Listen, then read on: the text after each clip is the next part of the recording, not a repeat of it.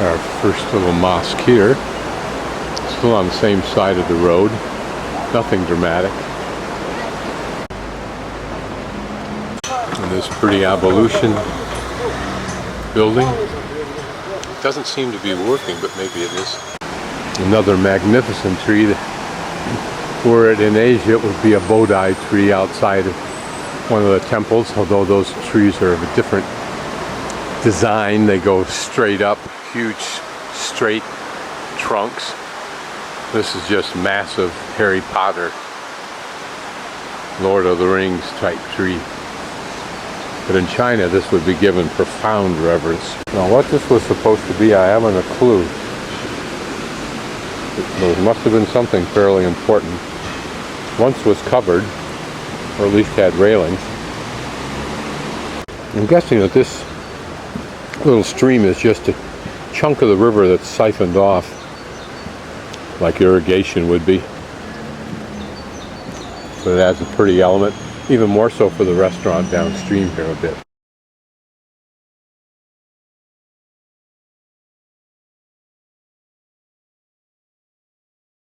I have no idea who the man was, but he was a hero of the combat, which I assume means this area.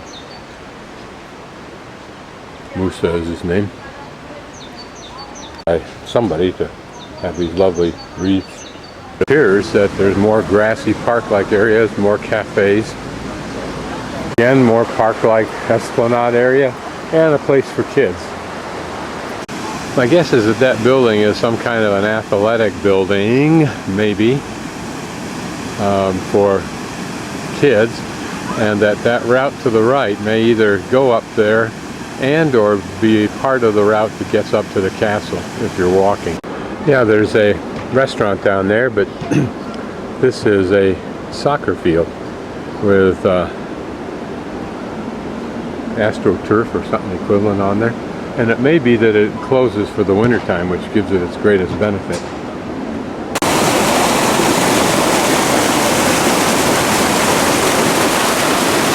At least it'd be easy to pick up the bottles if they chose to do it.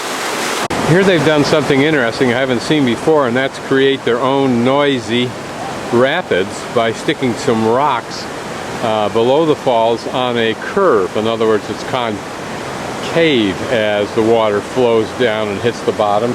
It immediately is shot upward again, but into those rocks. Very clever. And up above the falls, one chunk of the fort up above. So looking across the river at this small mosque we looked at last, and there's the large mosque that we went inside of. And then way in the center, at the back there, you can see the mosque we were at earlier that we couldn't get inside the grounds of. Now, of course, I'm on the other side of the river, and here's another large mosque. As I wander down the back streets, I encounter it. Old towns, including Hermosa Beach, Manhattan Beach. Behind the beach veneer of old buildings, and there are just a few left in those two cities, it all is new. Here it may be new, it may be old. Here it's new, and here it looks like it's restored.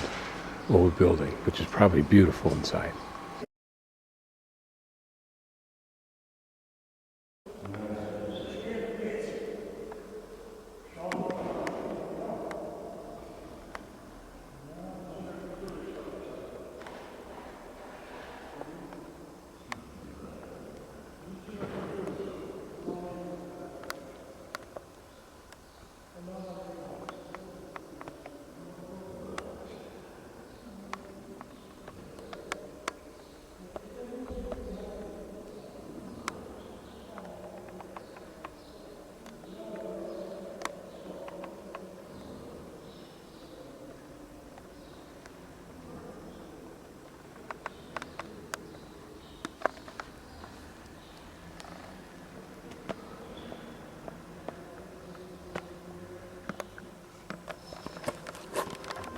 This is usually called a talk, I think, or something like that, but it's usually where the man who dedicated this, built this, or to whom it's dedicated to, his body resides.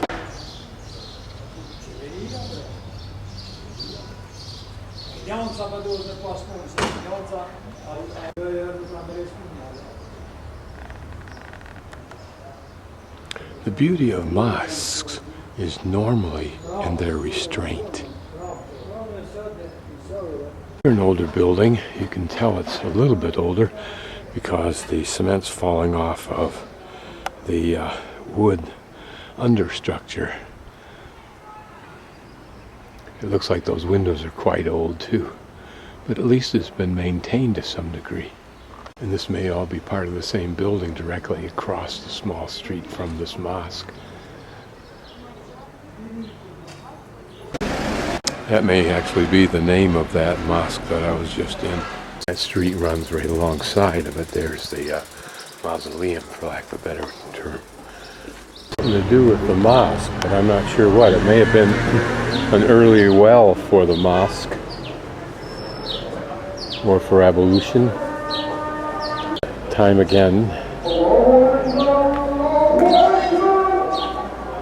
I'm walking down alongside the other side of the mosque, and the real noise really cranks up because all the mosques are going at the same time. Voice is interesting because it sounds like a woman rather than a man. Probably another hero of the combat, one of the endless conflicts that Kosovo area has been involved in. Here, 1998 is when this man died. The irony is those speakers crank out a hell of a lot more volume now than they ever could have when only a man could yell at the top of his lungs from up there on those platforms. Here, of course, you'll recognize the house with a minaret behind us suggesting, and you can see it, the top of that mosque there in between the two domes of the Hammam. Revitalization of this street area, probably including the Hammam, is UN based and with the municipality of Prizren. You can't be too cynical in this area in the Balkans to not wonder how much of the UN's money ends up being graft, corruption. It wouldn't be the first project that ends up being plagued by allegations of corruption.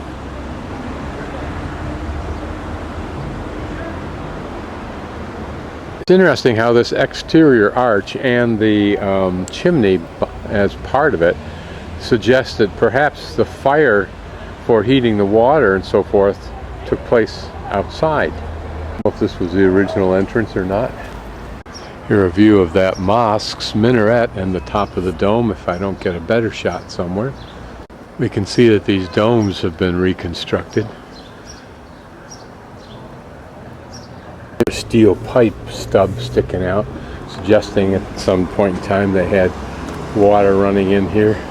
And this arch suggests that at one time this might have been an entrance. Might also have been an add-on building. Get an idea that when this was built, this was the grade down below. And now it's way up here where these ladies are.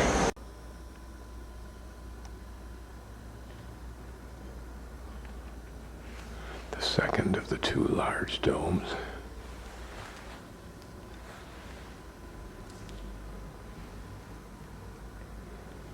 This looks like it might be a remnant of what the original dome was.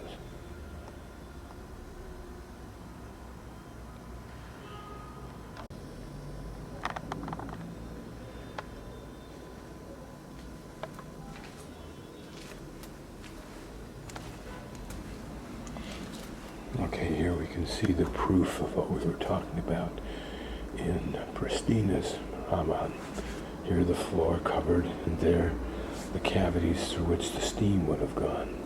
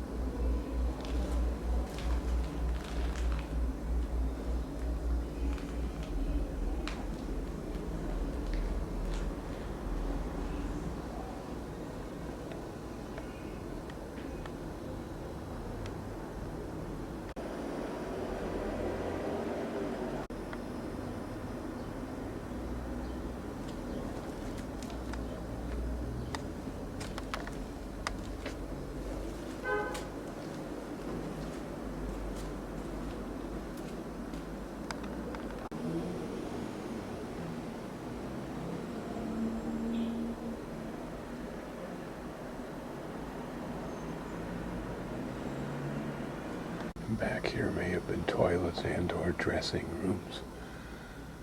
Or it may have been for cold air, but again, notice substantial ventilation on that vaulted ceiling. Two entrances, one here, one there, but I think they're connected. There's a third down there also.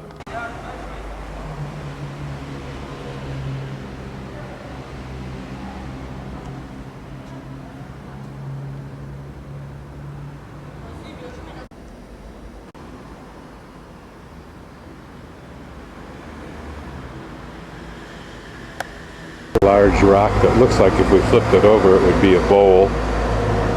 Notice that there were different additional entrances into the two large dome areas.